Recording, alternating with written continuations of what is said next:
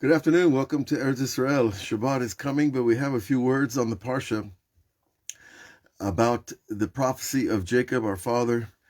Jacob had prophecy for many, many years in his life. And then, of course, he was sad when Yosef was reported as dead, and he lost his divine inspiration because he lost his joy. So we always have to keep that in mind, that joy is the first thing we need to enter into the ability to receive inspiration from Hashem. Now, you don't have to receive prophecy like our forefather Jacob. What we need is simply to know what God wants from us moment to moment, day to day. And if we can do that, then we're going to really live a very good life. Now, I call this prophecy and psychic distortion because the distortion is me. The distortion is when my filters are not clear, that I could channel the light directly.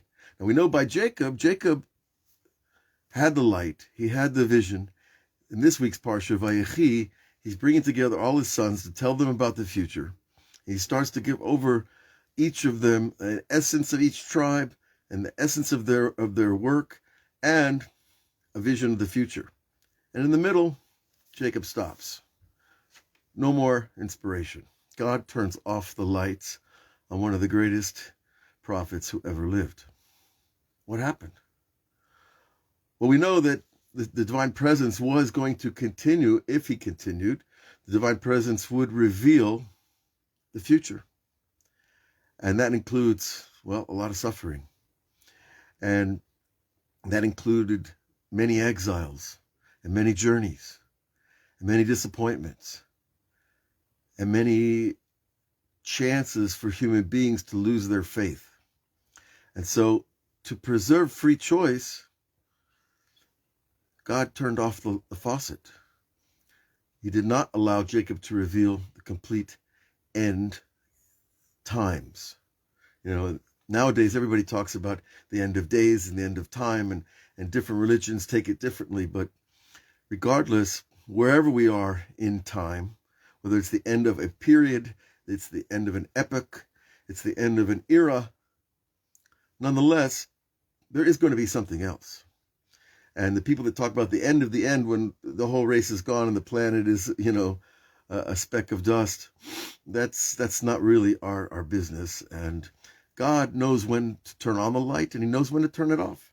And for Jacob, he turned off the light before he could reveal the end in order to preserve our free choice, in order to allow us to experience life moment by moment, because that's where God is. God is in the moment. And even if you are a prophet and you can see the future, you still have to live in the now. And so God did not want people to receive a vision of the future that would make them give up, that would make them leave the path, that would make them feel despair about the future. So see, there's no mitzvah to tell somebody something that they can't hear, or something that's going to hurt their ability to serve God with innocence and purity. Now, psychic distortion is when we receive things and we don't know how to interpret them. And that interpretation will guide what we do. And so you see that it's not simply a matter of getting the vision for your own life, for your own family, for your own future, but it's interpreting it properly. And if it's interpreted wrongly, then you can literally mislead yourself, your family, and generations to come. So we have to have this balance, the balance between the desire to know things and the desire to be innocent and pure with Hashem. Now you see, there's some people that have no interest in the future, and then there's some people that are obsessed with the future. And I think they're both extremes. Personally, I think that we are built with curiosity. The nature of knowledge is to want to know things. But to know too much, v'mufla mimcha al tidrosh. King Solomon said, that which is too great for you, don't ask. Don't ask questions that the answers of which will cause you more suffering than not knowing. So you see, we need to know how much we need to know. Right? We need to know what we need to know, and not more.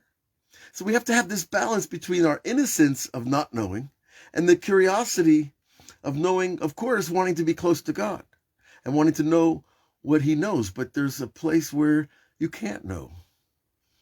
And that place is where we find a level of modesty in our relationship with God. We find a level of innocence and purity that we can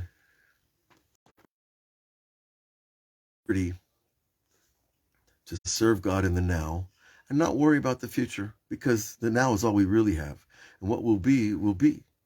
And nowadays, everybody talks about Messiah and Mashiach coming, and everybody wants that great day to happen. And there are great days ahead of us. There's no question about it. And how they look and who's behind the chariot of those great days. Well, in a human form, it doesn't matter, because we know the human being is of that great level, a Messiah, a Savior, someone who's going to come along and change the world.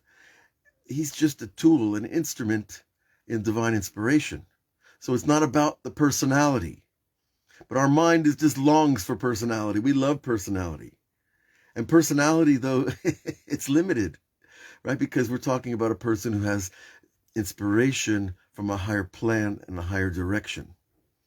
So when we talk about knowing the future, Jacob didn't reveal the future to his sons because it was going to be a long time later before these events actually unfolded. The messianic events that we are so waiting for. But how do we live in the tension between wanting to know and not being able to see? So that's where we take on the innocence and the humility.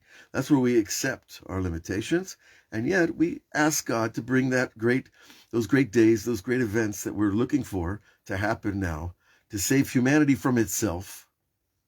Because, it's clear we can't save ourselves. At least it is to me. That humanity without God is a really dangerous project.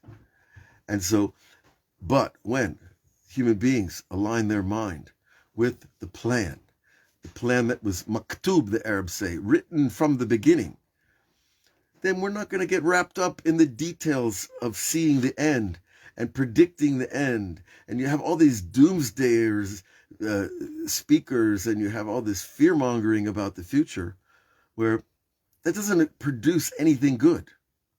So what we're interested is in producing goodness in the moment and in the future, of course. But you can't expect to produce good if we're always harping on the fear and the danger and the destruction and the doom that sells so well in Hollywood. But folks, I'm afraid we don't live in Hollywood, right? We live now. We live in our everyday lives, and we have to be where we are. And our job really is to reduce the psychic distortion, to take myself out of the lens in order that I can receive a higher vision.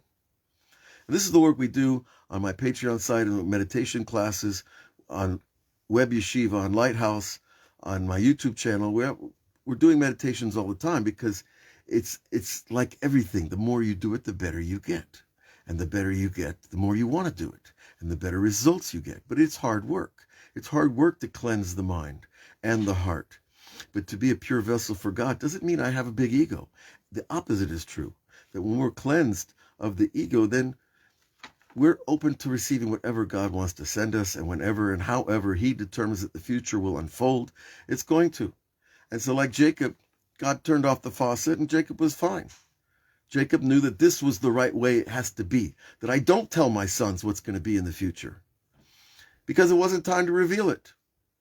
And when it's time to be revealed, it will be revealed. And that really lets God have the steering wheel, because he's always been behind the steering wheel. And we're like, when you teach your kid to drive, they want to grab the wheel. We're like kids. We want to grab the wheel of history. And it's an absurdity. Let God drive, and we should be good passengers, Don't make too much noise for Abba. So we should all be blessed with this vision and the peace between our ability to see the future and the ability to live in the now, and to find that place of acceptance, and still maintain our desire to know things, but to know the things that we need to know. And that's really, what does God want from me now? And I know what it wants me to do is say goodbye and Shabbat Shalom. because the sun is behind the clouds and going quickly, and Shabbos is coming, and a great day is ahead of us, and many, many great days and many great events.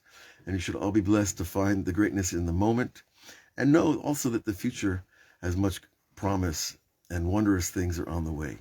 Shabbat Shalom. We'll see you on all the platforms next week. God bless.